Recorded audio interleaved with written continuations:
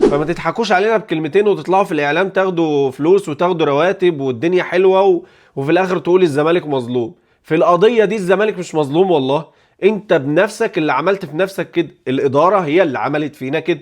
انت ما بتديش اللعيبه فلوس، ده اللعيبه اللي تسمع معايا كلام طارق السيد اللي قاله عن الزمالك والاهلي، لان انا بصراحه الكلام ده مش داخل دماغي خالص. كلمة بقى الزمالك الاهلي بمن حضر ولا فلان بمن حضر، دي كلمة الزمالك خدتوها مننا وسرقتوها مننا زي ما تسرقوا كل حاجة. سرقتوا اللعيبة وسرقتوا الكلام والشعارات والسلوجانات وكل حاجة بتاخدوها، بس ان شاء الله باذن الله مش تقدروا تاخدوا فرحة جمهور الزمالك. طب انا هرد عليك واحده واحده يا كابتن طارق، عشان انتوا يعني ايه، مش عارف انتوا بتضحكوا علينا ولا ايه الدنيا؟ يعني الاهلي بمن حضر، الزمالك بمن حضر، انت بتقول ان هم سرقوا الشعارات. يعني هي الشعارات دي متسجله في الشارع العقاري باسم الزمالك؟ يعني انا مش فاهم.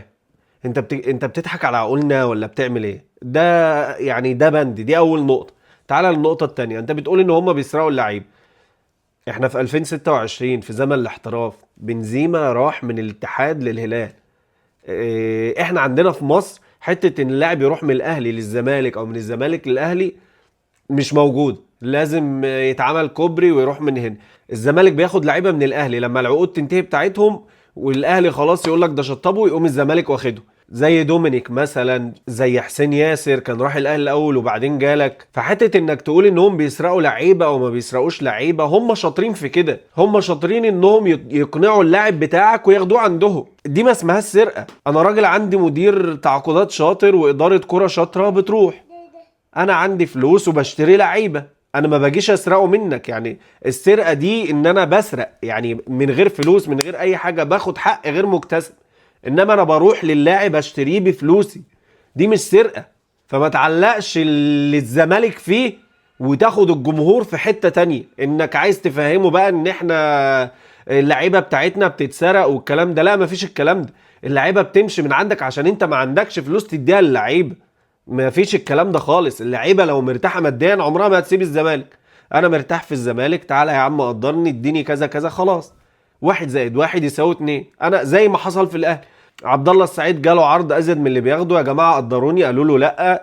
ايا كانت القصه، المهم ان هو ما اتفقش معاهم ومشي في الاخر. الكره دلوقتي عباره عن صناعه، يعني الاعلام بيشتغل واللعيبه بتشتغل وكل الناس والمدربين بيشتغلوا، وانت كابتن طارق بتشتغل وبتطلع تحلل، كل الناس اللي حوالين الكوره. دي صناعه كبيره في اي دوله، وده مصدر دخل قوي جدا لاي دوله، واعلانات وعقود رعايه فكل الناس بتاكل عيش على الكوره. فما تجيش انت تقول لي بقى ان الاهلي سرق مننا لعيبه وسرق مننا شعارات. حل مشاكل النادي، انت راجل من الكباتن التاريخيين للنادي الزمالك، حل المشاكل. ما تطلعش في لايف تقول لي مش عارف ايه وايه وسرقوا مننا والشعارات، ده كلام يعني ما ياكلش عيش. ما تضحكش علينا بكلمتين. حل انت واللعيبه اللي اتعرفوا واتشهروا بسبب نادي الزمالك، اللي اكل عيشهم ومصدر عيشهم كله بعد ربنا نادي الزمالك. احنا كجماهير نعمل ايه؟ مفيش في ايدينا حاجه نعملها. انما انت دخلك ملايين من نادي الزمالك، كل لعيبه الزمالك الكبار دخلهم ملايين من نادي الزمالك.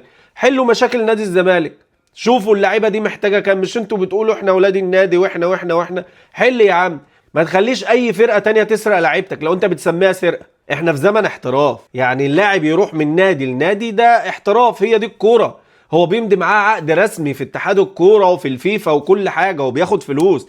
اللاعب ده مش بيروح سرقه ان هو، حضرتك فاهم السرقه غلط.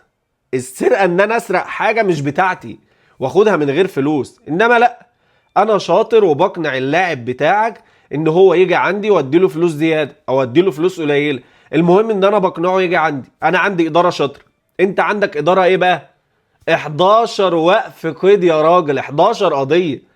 حلوا مشاكلكم يا جماعه، حلوا مشاكلكم الاول وبعد كده بقى ندور في اتحاد الكوره والتحكيم. واللازم انت مطلع الناشئين من النادي وبيلعبوا كوره.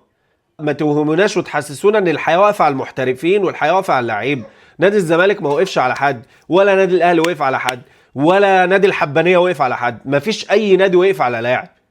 كل الانديه بتمشي، يعني اللعيبه بتكبر وبتموت والسن بياخدها، خلاص ما هي دي سنه الحياه. اللاعب جه قضى معاك وقت ومشي، خلاص انت بتجيب لاعب تاني وبتدور في الناشئين. انت حضرتك معرفش انت ماسك قطاع الناشئين ولا ايه؟ طلع لنا كام لاعب كويسين. ما بياخدوش بالعمله الخضراء ولا بياخدوا باي حاجه. فما تضحكوش علينا بكلمتين وتطلعوا في الاعلام تاخدوا فلوس وتاخدوا رواتب والدنيا حلوه وفي الاخر تقول الزمالك مظلوم. في القضيه دي الزمالك مش مظلوم والله، انت بنفسك اللي عملت في نفسك كده، الاداره هي اللي عملت فينا كده. انت ما بتديش اللعيبه فلوس، ده اللعيبه اللي موجوده دلوقتي بتلعب من غير فلوس. لو فضلت اتكلم لحد ما الدوري يخلص الكلام مش هيخلص في الموضوع ده بالاخص. فيا كابتن طارق حل مشاكل النادي، شوف وقف القيد اللي علينا ده يعني خليك في مشاكل نادي الزمالك الاول، بعد كده نطلع بره.